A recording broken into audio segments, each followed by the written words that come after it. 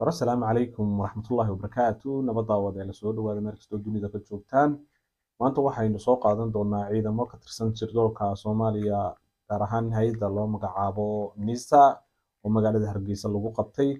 Jaraa'idada caalamka oo qorayay horumarka ballaaran ee ay ku tallaabsatay Somaliland iyo dekedda magaalada Berbera.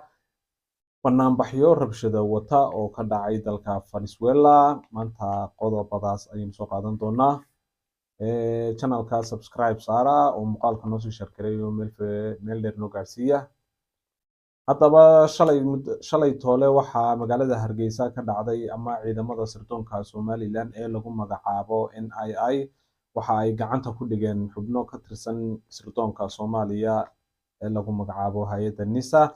Xubnahan oo u yimid magaalada Hargeysa in ay qalalaase iyo buuq ka dhex abuuraan magaalada Hargeysa, gaar ahaan meesha ay u socdeen ee uu ahaa mataqaanaa saldhigga ay ku socdeen waxa uu ahaa magaalada Awdal, oo ay rabaan inay qalalaase siyaasadeed iyo meeshano dilal ay ka fuliyaan ama qorshayaal khaarajin ah sidii horeba uga dhacday magaalada Laascaanood.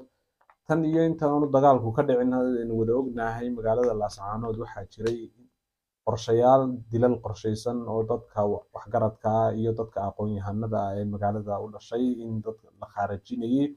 Haddaba qorshahan ayaa waxa uu yahay qorshe la mid ah oo kii magaalada Laascaanood ka dhacaya, oo ay rabaan in ay ka fuliyaan magaalada Boorama ama gobolka Awdal. Haddaba ciidamada Somaliland ee lagu magacaabo hay'adda sirdoonka ee lagu magacaabo NII ayaa gacanta ku dhigtay xubnahan qayb ka mid ah, halka xubnaha qaarkoodna lagu daba jiro. Haddaba xubnaha gacanta lagu dhigay waxaa ka mid ah 2 xubnood oo magacyadooda lagu sheegay Maslax Ismaaciil Xarbi iyo 9 xubnood oo kale oo lagu daba jiro. Hadda ay ciidamadu baaritaankooda wadaan, weli gacanta laguma soo dhigin, laakiin hadda waxaa la xaqiijiyay in 2 xubnood gacanta lagu soo dhigay. Qorshaha ay u yimaadeen uu qorshaha yahay. Haddaba waxaynu wada ognahay muddooyinkii ugu dambeeyay sirdoonka Somaliland uu shaqeynaya. Waxaa jirta in horumar ballaaran lagu sameeyay hay'adda sirdoonka Somaliland. In dhalinyarada ka shaqeysa in dibadda dhalinyaro badan loo qaado arrimaha sirdoonka lasoo baray. Haddaba waxaa saxaafadda caalamka ama jaraa'idada caalamku ay qodobka aynu halkaa ku xidhno. Qodobka labaad, halka saxaafadda caalamka ama jaraa'idada caalamka ayaa waxay qorayeen horumarka ballaaran ee ay ku tallaabsatay Somaliland muddooyinkii ugu dambeeyay tan iyo xukuumadda Muuse Biixi intay haysay xilka.